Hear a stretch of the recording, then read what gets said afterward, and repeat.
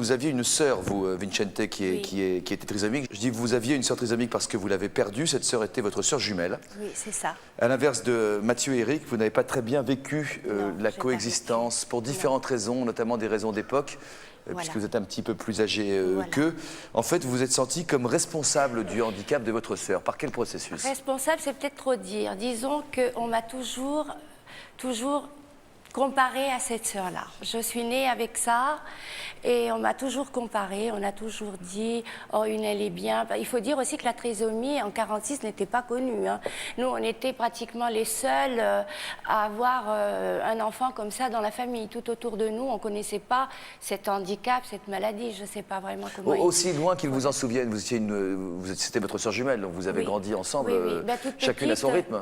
Ben oui, chacune à son rythme, c'est-à-dire qu'elle était vraiment très, très handicapée, parce qu'il n'y avait pas du tout de structure comme on trouve maintenant, il n'y avait pas toutes ces méthodes pédagogiques, il n'y avait rien de tout ça. Vous arrivez à communiquer avec elle? On vous voit là, dans une photo ben, j'arrive à communiquer, disons que bon, quand elle a commencé à marcher, parce qu'elle a marché, elle avait 8 ans, hein. Elle n'a pas marché tout de suite parce que mes parents ne savaient pas du tout qu'elle était trisomique. Ouais. Quand elle est née, on a dit oh, c'est une enfant qui va être un petit peu plus faible que l'autre. Vous l'avez su quand qu'elle était trisomique?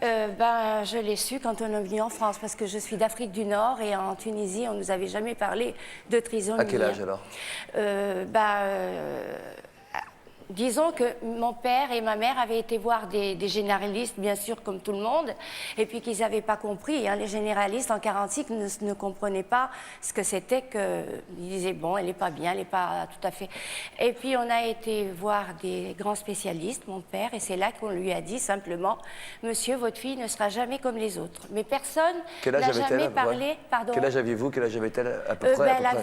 Elle était petite, hein, elle devait avoir peut-être 1 an. Hein, ah bon, d'accord. Que... Oui, oui, oui. Mais pourquoi on a fait en sorte que vous vous sentiez responsable? Il y a des phrases qui vous ont blessé, lesquelles? Oui, il y a des phrases. C'est-à-dire, c'est le regard des gens. C'est quand on me comparait tout le temps, qu'on sortait avec mes parents, ma mère, et puis qu'on me comparait sans arrêt, oh là là, c'est les jumelles, il y en a une qui est comme ci, l'autre est comme ça, comment ça se fait? Parce qu'on ne connaissait pas, les gens ignoraient, c'était pas... Vous aviez été dans le même ventre en plus, ben voilà, on était bien sûr, des jumelles, on était dans le même ventre. Hein, donc déjà, à ce moment-là, paraît-il que j'étais...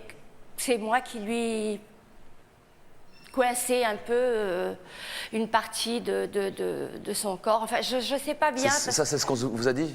C'est ce qu'on m'a dit. C'est ce que j'ai entendu dire. On vous a dit que vous avez dire. Un peu écrasé votre... Oui, que j'ai un peu écrasé ma sœur. Bon, mais c'est pas pour ça qu'elle est trisomique. Non, hein. mais ça, madame, bien sûr que non. Maintenant, on sait que c'est une anomalie génétique. Voilà. Mais vous avez vécu avec cette culpabilité pendant un bout de temps? J'ai vécu avec... Et je me sens toujours coupable, de toute façon. Je me suis toujours sentie coupable de quelque chose. Hein.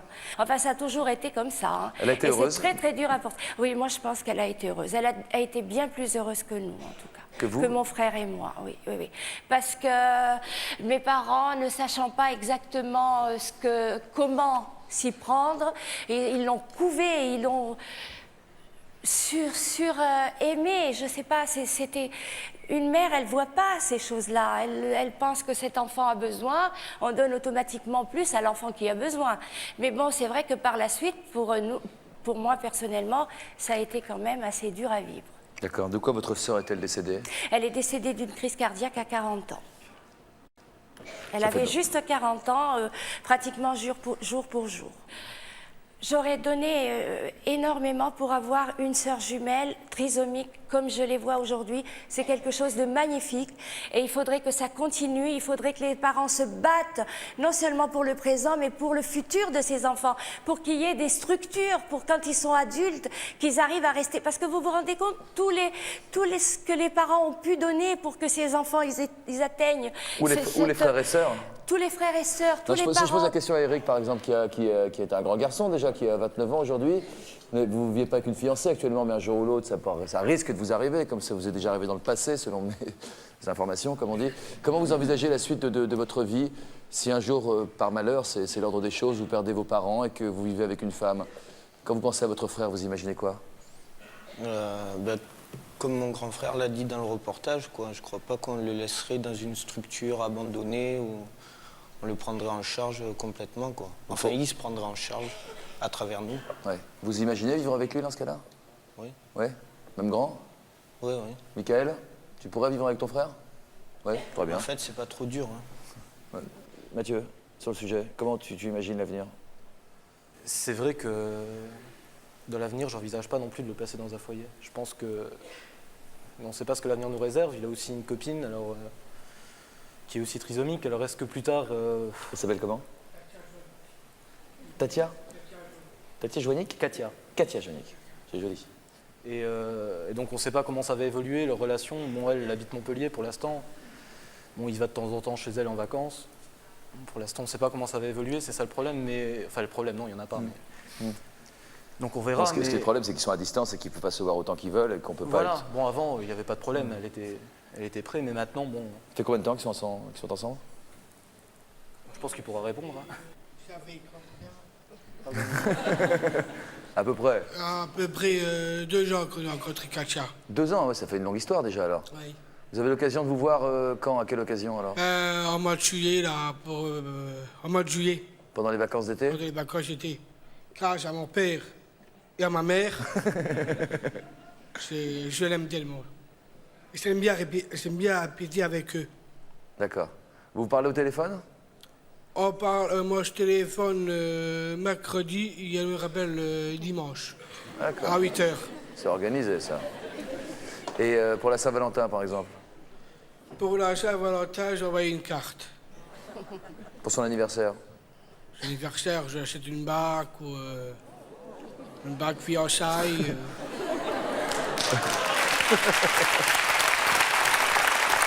Comment il s'appelle comme ça? Comment il s'appelle déjà? Laurent, comment vous envisagez l'avenir, vous? Est-ce que vous avez envie d'avoir une relation de couple, d'avoir une famille? De vous marier? J'aimerais bien avoir une famille, Vous mariez? avec un enfant, Ah oui.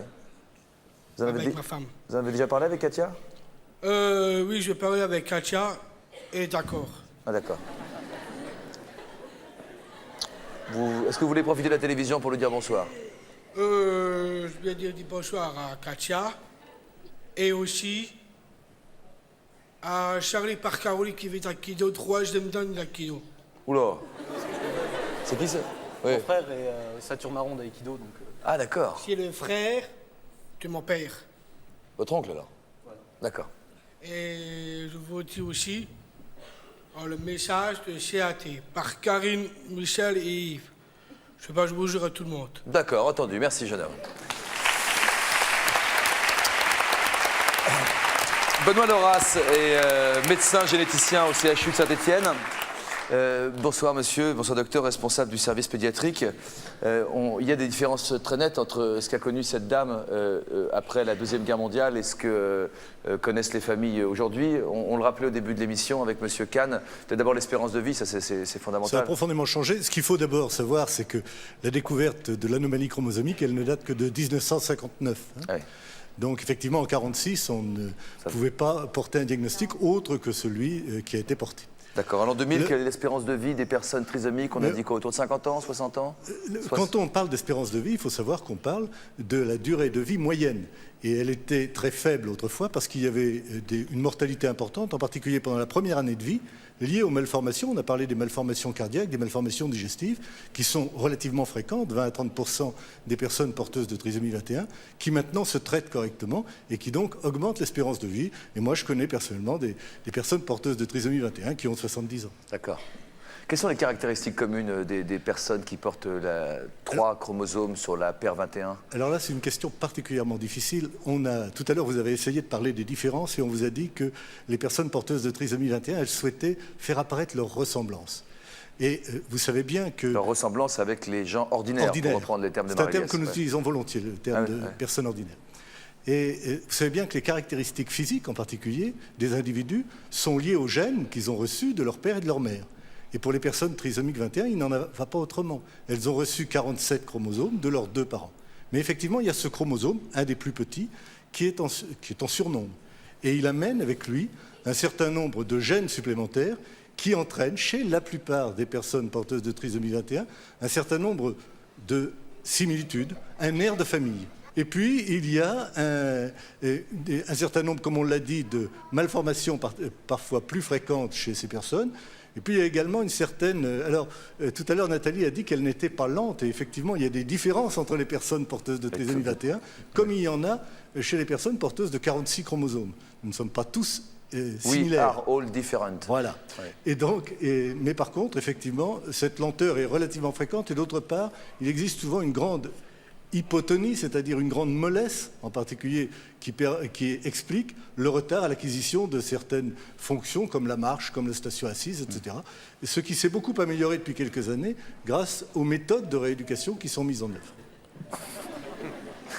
Dans quelle proportion le risque s'amplifie avec l'âge de la maman ou même du papa, comme disait M. Kahn? Parce que j'ai lu différentes choses dans les bouquins pendant cette émission. On dit que l'âge du papa n'a aucune incidence. Alors, ce qui concerne l'âge de la mère, c'est très clair. On sait avec une grande précision que la courbe en particulier Allez-y s'infléchit doucement, parce que c'est des informations qui intéressent très beaucoup ceux qui nous fortement à partir de l'âge de 35 ans. Il n'y a jamais d'absence totale de risque. Une jeune femme de 20 ans a en gros un risque sur 1500. Une jeune femme de 40 ans a un risque sur 100. Une jeune femme de 50 ans a un risque sur 7. Donc la courbe s'infléchit de façon très importante. Et vous savez qu'en France, le diagnostic prénatal a été proposé pour les femmes de 38 ans, c'est-à-dire en gros pour un risque de l'ordre de 1 sur 250. Donc ça, c'est la myosynthèse, qui est donc un prélèvement de liquide amniotique. De liquide amniotique, dans ce liquide amniotique, mais qui risque de provoquer une fausse couche. Donc c'est ça. Pour ça dans ce liquide amniotique, il y a des dans cellules... un cas sur 10, c'est ça, je crois. Non. Non, c'est pas une fausse couche dans un cas sur 10. C'est un cas sur 100 à un cas sur 200. Ah bon, donc, alors on m'a dit un cas sur 10, on m'a fait peur pour rien. D'accord, un cas sur 100 ou 200. On admet que c'est 0,5% dans le cas de l'amniosynthèse, qui consiste donc à prélever du liquide amniotique dans lequel il y a des cellules du fœtus. Et dans chacune des cellules du fœtus, il y a la garniture chromosomique, donc on peut regarder les chromosomes. Et les gènes sont dans les chromosomes. Et les gènes sont dans les chromosomes. Les chromosomes ne sont jamais que les transporteurs de gènes. Avec cette amniosynthèse, on peut détecter à 100% la trisomie d'un enfant pendant une grossesse. Avec l'amniosynthèse, le diagnostic est sûr à 100%. On ne peut pas se tromper. Et avec une... Alors l'échographie permet à différentes époques de la grossesse de faire un diagnostic. Elle permet en particulier, lorsqu'il y a une malformation, notamment cardiaque, de le voir, notamment à l'échographie qui a lieu habituellement à la 20e semaine, c'est-à-dire à peu près au milieu de la grossesse. On parle d'une nuque un peu plus large. Alors la nuque un peu plus épaisse peut se dépister à l'âge de 12 semaines, et c'est probablement un assez bon marqueur actuel de la trisomie 21, et d'ailleurs d'autres anomalies chromosomiques. La forme des mains, la forme des pieds? Alors la forme des mains et la forme des pieds, c'est beaucoup plus difficile à voir, et en particulier, par exemple, la forme de la main dans la trisomie 18 est un signe très caractéristique. Ça n'est pas le cas pour la trisomie 21, et par contre, la taille du fémur sur la taille du pied fait partie des petits signes que l'on peut mettre en évidence, mais relativement tard dans la grossesse. Si on les voit et qu'on n'est pas sûr, on peut faire une amniosynthèse, y compris chez une femme qui a moins de 38 ans, y compris chez une femme qui devra débourser quelques centaines de francs quand même et pas remboursé par la Sécu. Non, dans la mesure où on trouve des signes qui évoquent, c'est-à-dire ce qu'on appelle les signes d'appel, à ce moment-là, le remboursement est total. D'accord. Combien d'enfants trisomiques naissent chaque année en France? Je parlais d'un cas sur 1000. Alors, c'est à peu près un cas sur 1000 actuellement, c'est-à-dire qu'il y a à peu près une grossesse sur 500, une grossesse sur 600 qui comportent une trisomie 21, mais un certain nombre vont disparaître par avortement spontané, par perte de l'enfant spontané, et puisque les interruptions de grossesse spontanées sont le plus souvent dues à des anomalies chromosomiques, et donc en particulier à la trisomie 21. Et puis d'autre part, depuis les différentes techniques de dépistage qu'on utilise, effectivement, il y a plus d'interruptions de grossesse liées à la découverte de trisomie 21, soit par les signes d'appel échographique, soit depuis quelques années en raison de l'utilisation de ce qu'on appelle les marqueurs sériques, c'est-à-dire une prise de sang dans laquelle on dose certains produits qui sont anormaux lorsqu'une jeune femme attend un enfant porteur de trisomie 21 et qui permettent de calculer un risque. C'est-à-dire que, de même qu'à 38 ans, on a un risque, disons, sur 250, eh bien, ces marqueurs sériques permettent de dire à une jeune femme, quel que soit son âge, que son risque est de, par exemple, 1 sur 100, 1 sur 200, etc. Les médecins savent expliquer aux parents qu'ils auront un petit enfant qui aura des réflexes de petit enfant avec les nuances qu'on a expliquées depuis le début de cette émission. Est-ce que les parents acceptent plus facilement donc, la trisomie 21 depuis quelques années? Alors, je crois que c'est tout le problème de l'annonce. La maman de Charles a bien expliqué tout à l'heure. Cette annonce qui a été faite, si j'ai bien compris, de façon rapide, un peu brutale. Je crois que l'annonce est un véritable acte médical et qu'il faut bien que nous apprenions aux médecins, aux étudiants, que ça fait partie du métier et que c'est un acte très important. Chaque fois que nous interrogeons des parents, nous nous rendons compte qu'il y a un avant et un après l'annonce. Quelquefois, une mère m'a dit « avant, il était beau ».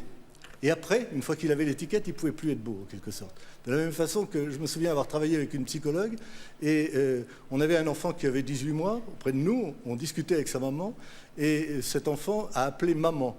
Et on a dit à cette mère, ben, vous voyez, il vous appelle. Et elle a dit, non, non, c'est pas possible parce qu'il est trisomique, donc il ne peut pas savoir, il ne peut pas appeler sa mère.